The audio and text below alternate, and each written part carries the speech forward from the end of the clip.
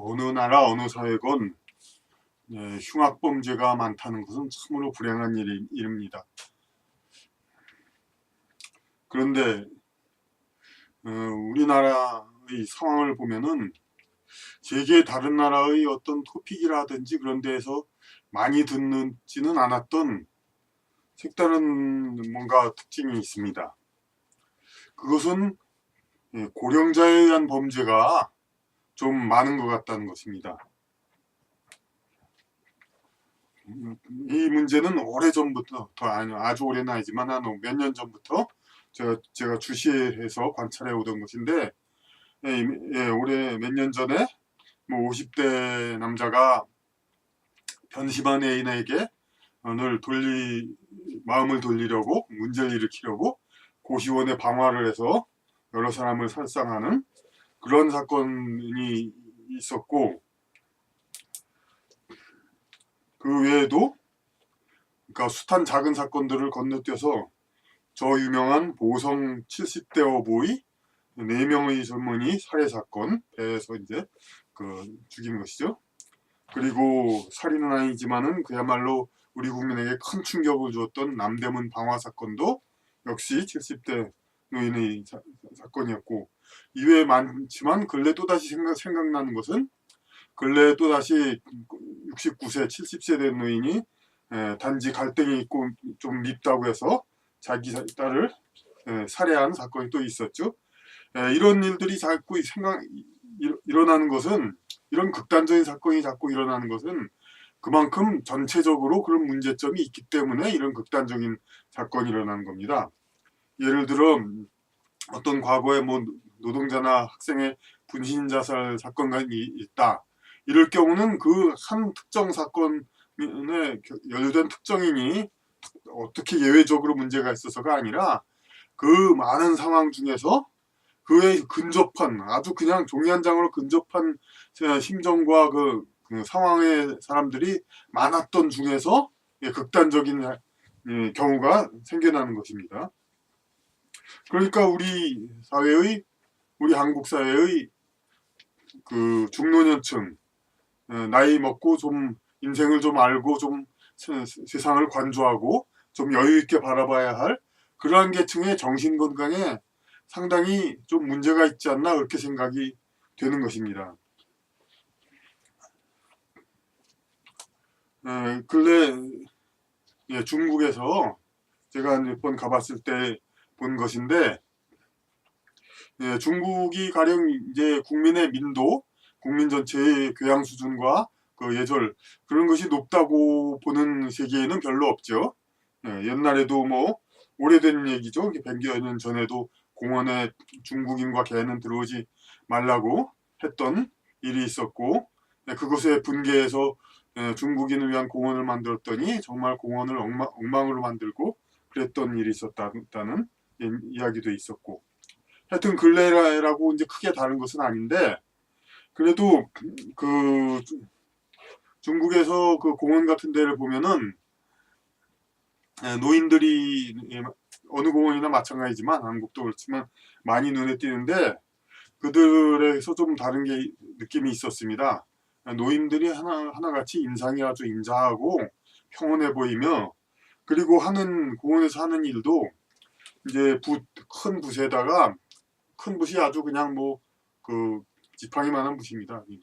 그런 것에 이제 이만한 이렇게 끝이 달려 있는데, 거기다 이제 물을 묻혀가지고, 물을 묻히면은 바닥에 이제 공원 바닥은 되게 비가 오지 않으면 마른 바닥이죠. 거기다 이제 물로 이제 글씨를 쓰면 아주 선명히 보이죠.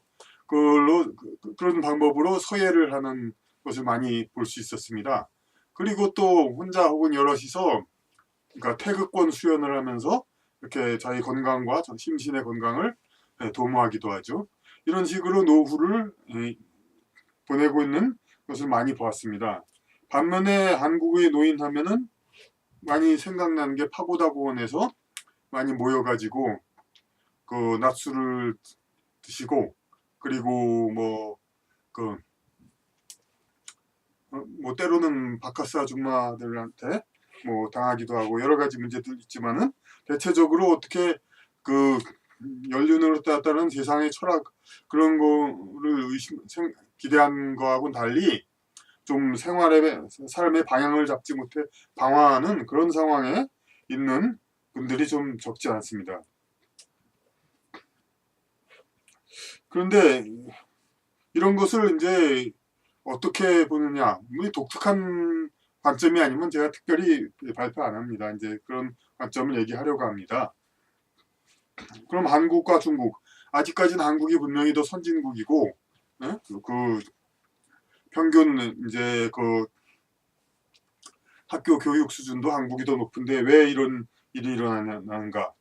그 중국은 그 평소에도 지적 직업이라든지 특별히 뭐 교사, 학자 뭐 그런 어떤 변호사 이런 지적인 일을 하는 직업이 아니더라도 늘 한자를 쓰면서 생활을 합니다. 한자에는 많은 그 철학과 그 의미가 있기 때문에 거리의 간판 등에서도 그걸 접하지 않을 수가 없고 항상 그 글자를 보면서 생활합니다. 그러니까 그런 글자의 의미 그런 것을 자기가 원하지 않는데도 항상 그렇게 보면서 생활을 합니다. 그런데 한국은 아시다시피 이제 모든 문서의 한글 전용, 특히 간판에 있어서 거의 100% 이렇게 한글로 되어 있는데 한글은 아시다시피 아주 그 의미 전달의 아주 극히 일부분, 의미 전달에서 아주 간략화시킨 의미 전달이기 때문에 그 의미라기보다는 그냥 소리만 전달한 거죠.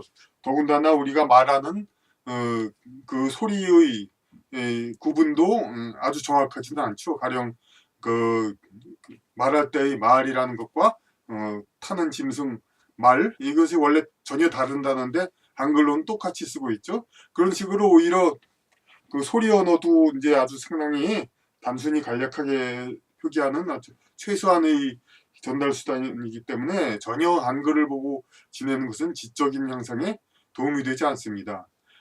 지금 이제 중년 혹은 어르신들은 중년은 조금 부족할지 몰라도 적어도 어르신들은 그 한자 교육을 받았던 세대이지 않느냐 이렇게 반문할 수도 있지만은 아무리 젊었을 때 한자 교육을 받았다 하더라도 이렇게 평생 거의 중년 이후 쓰지를 않으니까 다 잊어버리고 사실상 최근에도 엊그제도 그 수은회관 그 어떤 민족정기 그런 교육을 하는 곳에서 어느 이제 그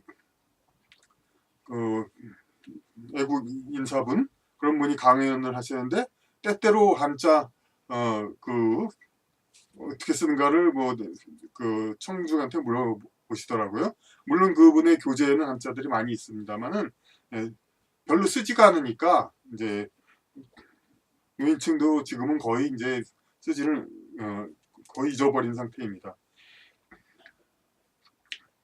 하여튼 이렇게 그 평소에 어떻게 어떤 문자를 쓰고 항상 쓰고 그렇게 해서 어떤 식의 사고를 하고 있는가 이런 것이 그 인간의 어떤 생활상에 지대한 쌓이고 쌓여서 영향을 미치게 됩니다. 한국의 경우 어떤 자기가 지적 직업을 가지거나 일부러 찾아서 공부를 하고 그런 경우가 아닌 한은 머리를 계속 쓰면서 두뇌를 활용하면서 지적인 능력을 향상하고 평생 동안 그 세상 공부와 더불어 그 철학과학을 쌓고 그럴 여유가 많지가 않습니다.